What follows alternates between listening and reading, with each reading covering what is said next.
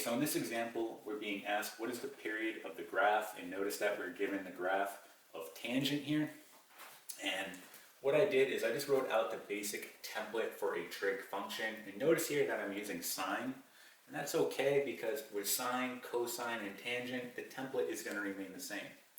So first, let's talk about what a period is.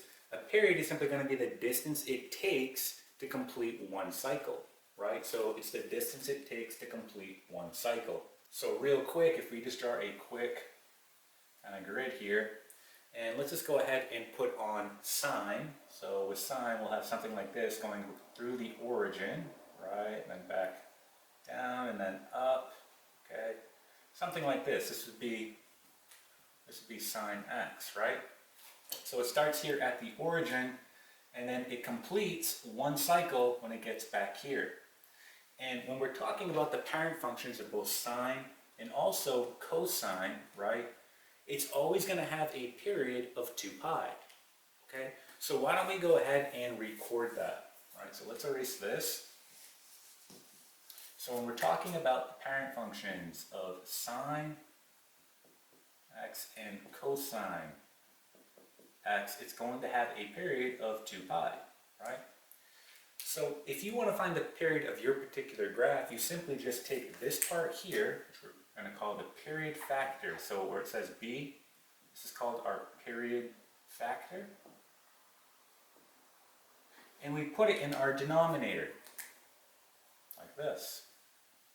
And that's how you'd find the period of your particular graph. Now that's when you're dealing with sine and cosine, right? So if you're dealing with tangent, right, the only difference is the period is no longer going to be 2 pi, but it's just going to be pi.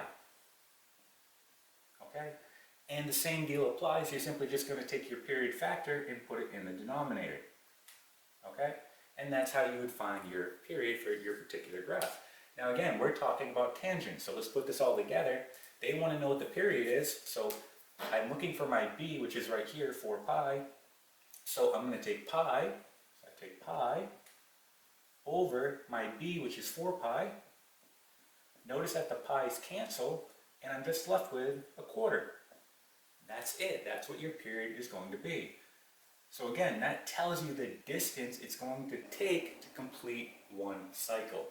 All right, and that is it.